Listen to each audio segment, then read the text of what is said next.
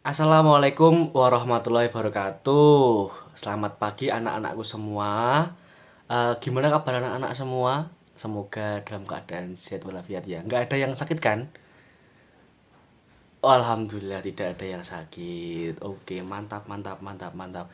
Eh, Anak-anakku semua, di pertemuan kemarin kita di minggu yang lalu kita sudah mempelajari tentang teks berita. Dan pada pertemuan di minggu kali ini kita akan membahas tentang teks drama. Tentu anak-anak sudah tidak asing ya tentang istilah drama, drama, drama, drama, dan drama. Tentu mungkin ada yang menyukai juga drama Korea dan lain-lain. Mungkin para ciwi-ciwi, wah itu. Nah, kali ini kita akan bahas tentang teks drama, baik unsur-unsur drama maupun pengertian dan lain-lainnya, cara menganalisis dan lain-lain. Oke, anak-anakku, kita mulai ya. Bahasanya itu tentang teks drama. Teks drama. Eh, Berikut ini adalah kompetensi dasar yang akan kita capai, yaitu kompetensi 3.15, yaitu mengidentifikasi unsur-unsur drama baik tradisional maupun modern yang disajikan dalam bentuk pentas atau naskah. Kemudian di KD 3.16 yaitu tentang menelaah karakteristik unsur dan kaidah kebahasaan dalam teks drama yang berbentuk naskah atau pentas. Kemudian KD 4.15 yaitu menginterpretasi drama tradisional dan modern yang dibaca dan ditonton atau didengar. Kemudian di KD 4.16 yakni menyajikan drama dalam bentuk pentas ataupun naskah. Lanjut, ini adalah tujuan pembelajarannya yang ingin kita capai, yaitu siswa mampu mengidentifikasi unsur-unsur drama baik tradisional maupun modern yang disajikan dalam bentuk pentas ataupun naskah. Yang kedua yaitu menelaah karakteristik unsur dan kaidah kebahasaan dalam teks drama yang berbentuk naskah atau pentas.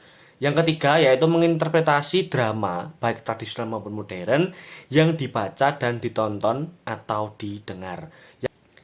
Ya anak-anakku, ya itu berikut ini adalah pengertian dari teks drama. Oke, teks drama. Teks drama adalah suatu teks cerita yang dipentaskan di atas panggung atau disebut dengan teater, pentas teater, ataupun tidak dipentaskan di atas panggung. Itu biasanya seperti drama radio, kemudian di televisi, drama televisi maupun berbentuk film. Nah, drama ini secara luas dapat diartikan sebagai salah satu bentuk sastra. Bentuk sastra yang isinya tentang hidup dan kehidupan yang disajikan atau dipertunjukkan dalam bentuk gerak. Jadi, drama ini menggambarkan tentang kehidupan sehari-hari, baik kehidupan fiksi maupun non-fiksi yang dipertunjukkan dalam sebuah pementasan maupun tadi seperti drama radio yang dapat membuat kita berimajinasi tentang kehidupan disajikan dalam bentuk sebuah karya pementasan. Seperti itu. Lanjut ya, mengenai pengertian teks drama sudah kita pelajari. Lanjut saja, ini berikut adalah unsur-unsur drama. Unsur-unsur drama itu terdiri dari alur, kemudian ada amanat, tokoh, tema, latar. Nah, ini. Alur. Alur itu biasanya berupa alur maju, alur mundur maupun alur campuran. Nah, alur ini adalah yang membuat jalan cerita gitu. Jadi di suatu drama itu ada alurnya untuk mengidentifikasi cerita itu, baik dari alur dari mulai awal maupun alur mundur. Nah, jika alur mundur itu biasanya dalam bentuk flashback. Jadi istilahnya itu flashback gitu. Kemudian tokoh. Nah, tokoh ini adalah pemeran dalam sebuah drama. Jadi tokoh-tokohnya kemudian itu berisi juga penokohan. Penokohan itu ada 3. Jadi ada 3. Yang pertama antagonis, itu tokoh yang jahat. Oke.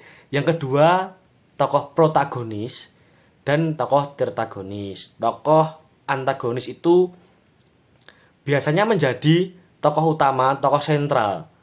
Nah, biasanya ya di suatu pentas drama. Kemudian ada tokoh protagonis itu adalah tokoh baik, atau dalam istilah lainnya adalah tokoh untuk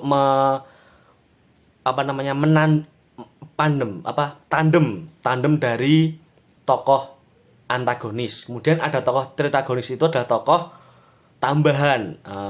Contoh kalau di adegan di pasar, kemudian ada pembeli dan ada penjual. Nah, dua orang itu yang selalu berinteraksi. Pembelinya bernama Andi lah, ini ada namanya Andi kan, Andi. Kemudian penjualnya bernama Satria, oke Satria. Nah, kemudian Satria dan Andi ini berinteraksi dengan tokohnya, yang contoh jika penjualnya adalah tokoh antagonis dan pembelinya adalah tokoh protagonis. Kemudian ada tokoh lain yang berlalu lalang, itu disebut tokoh dirtagonis. Begitu. Kemudian lanjut, tema adalah inti cerita. Jadi di dalam sebuah pentas maupun sebuah karya drama itu memiliki tema. Contoh tema kepahlawanan, ada tema kerakyatan dan lain-lain. Itu tema adalah untuk menggambarkan cerita dalam sebuah drama itu. Nah, kemudian ada lagi latar. Latar itu ada 3 secara umum: latar tempat, latar waktu, dan latar suasana. Latar tempat contoh tadi di pasar, kemudian latar waktunya siang hari di keadaan terik matahari, kemudian suasananya sangat riuh penjual dan pembeli dalam aktivitas jual belinya. Nah, seperti itu. Udah mulai ada gambaran ya anak-anak terkait dengan unsur-unsur drama ini. Kita lanjut next, oke. Yaitu tentang struktur dari teks drama. Ini ada 3, yaitu prolog atau adegan pembukaan, kemudian dialog, percakapan, dan yang ketiga adalah epilog. Itu adalah penutupan atau adegan akhir. Nah, prolog ini berisi biasanya menggambarkan tentang gambaran awal tentang cerita yang akan diangkat.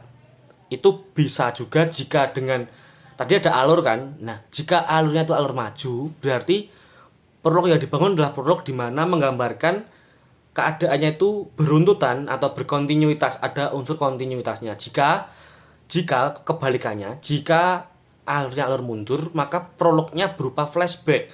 Contoh tentang Putri ya. Putri ini jika alur majunya itu contoh dari ketika dia lahir, kemudian dia belajar untuk merangkak, dia belajar untuk berdiri, kemudian berlari. Nah, jika contohnya adalah berupa alur maju, tapi jika alurnya alur mundur, maka flashback dari mulai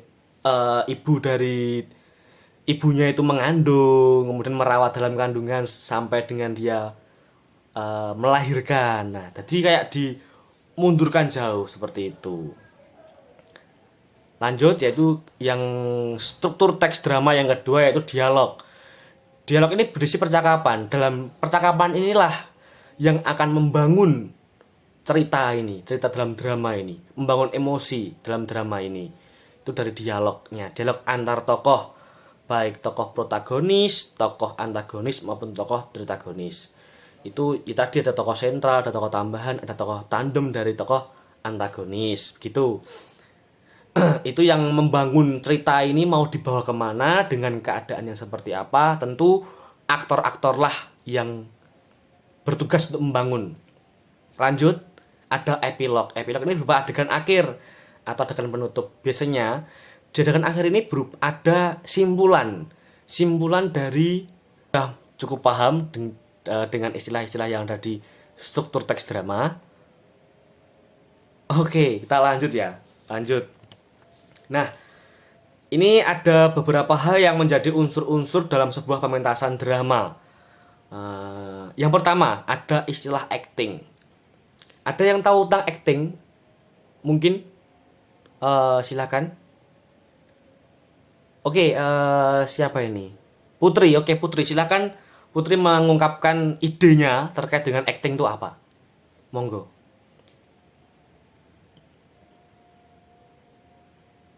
Iya, benar. Jadi acting itu tadi menurut Putri itu berupa tindakan, berupa aksi. Ya, oke. Tepat. Saya akan menambahi ya terkait dengan apa yang diungkap oleh Putri tadi. Acting itu berupa aksi reaksi dari antar tokoh, berupa pemeranan. Jadi contoh-contoh jika dia berakting memasak, ya dia memasak, dia menggunakan itu wajannya, dia olah, kasih bumbu. Jadi itu adegan acting memasak itu yang diperankan. Jadi bagaimana caranya jika memasak itu di dapur dan dibawa ke panggung sehingga memiliki emosi yang sama. Nah, itulah tugas dari aktor untuk membangun itu. Mantap. Kemudian ada yang kedua, aktor. Tentu ini udah nggak asing ya, aktor itu adalah pemeran dari sebuah drama. Pemeran dari sebuah drama itu disebut dengan aktor, yang memeragakan tokoh adalah aktor. Penokohan tadi sudah saya jelaskan. Penokohan ada penokohan bersifat protagonis, antagonis, dan protagonis tadi. Oke, kemudian ada cerita. Cerita ini adalah alurnya tadi. Ceritanya itu seperti apa, kemudian apa yang menjadi intisari dalam teks drama ini. Kemudian kostum. Tentu ini ada yang kostum. Ini ada yang ada yang peminjaman kostum. Ada. Ya, kostum itu adalah pakaian ataupun sarana-sarana yang dipakai oleh aktor menggambarkan tokohnya. Contoh, jika aktor itu seorang berandal gitu. Jadi dia menggunakan kostum ya seorang berandal yang dapat menggambarkan tentang karakteristik dari tokoh itu. Tidak mungkin seorang berandal menggunakan sarung ataupun menggunakan kopiah, kan nggak mungkin. Jadi kostum itu harus menggambarkan watak dari tokoh itu untuk memperkuat karakter dari tokoh itu. Tata rias, lanjut. Tata rias mungkin ada yang sudah tahu. Tata rias, oke. Make up, jelas make up. Tata rias itu adalah yang yang tentang make up baik mungkin ada ornamen di seluruh tubuhnya ataupun di mimik mukanya. Jadi fungsi make up ini juga sangat luar biasa, karena tanpa make up ini tentu seorang aktor sulit untuk menggambar ekspresinya. Jadi tata rias ini berfungsi untuk menambahkan emosi dalam ketika dia berakting tadi.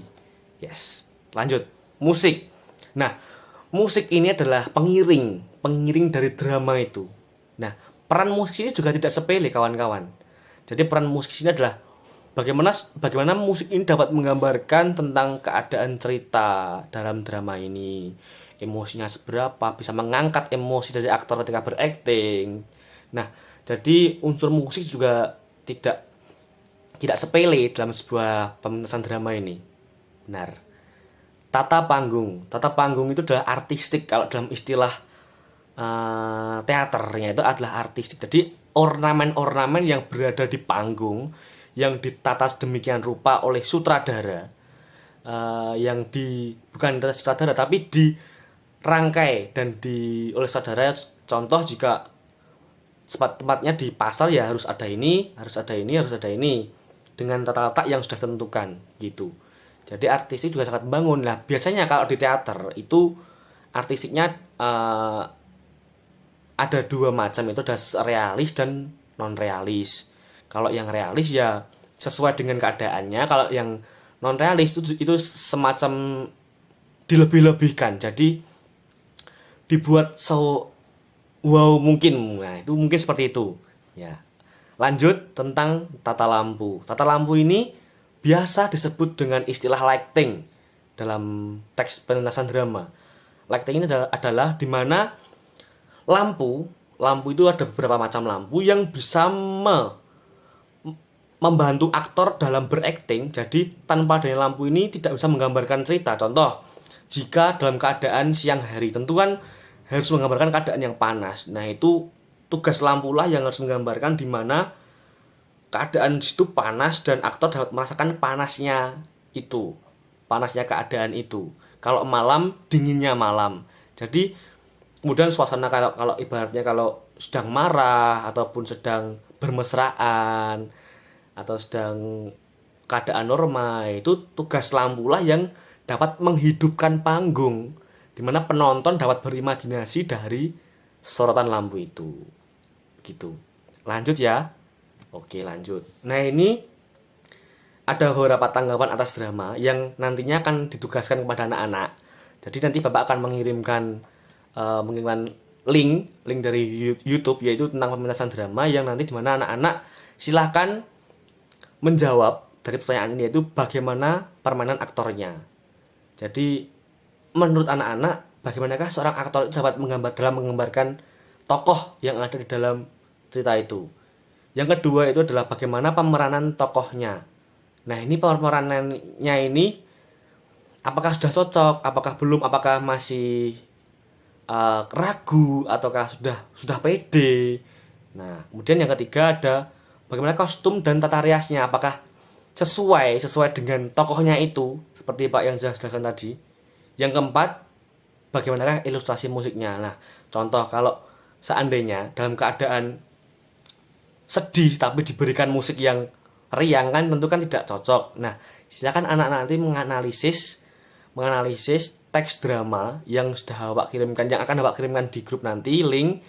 Silakan dikerjakan dan nanti silakan dikumpulkan kolektif berkelompok, dikumpulkan ketua kelas nanti berupa link Google Drive ya, nanti akan Bapak lihat di situ. Oke. Oke, ada yang mau tanyakan lagi anak-anak? Ya, itu nanti dikumpulkan minggu depan ya. Minggu depan silahkan anak-anak melihat itu. Kalau dalam keadaan mungkin lagi suwung atau lagi apa-apa, silahkan bisa melihat pentas itu nanti. Tidak lama kok. Itu yang Bapak kirimkan nanti drama pendek, jadi cuman sekitar 30 menit. Ya. Oke, mantap. Ya. Terima kasih anak-anakku semua. Mungkin pembelajaran kita pada hari ini cukup sekian saja. Semoga apa yang sudah kita pelajari bersama pada hari ini dapat anak-anak ketahui dan semoga dapat tersampaikan. Ya. Matur nuwun, selamat pagi. Sekian.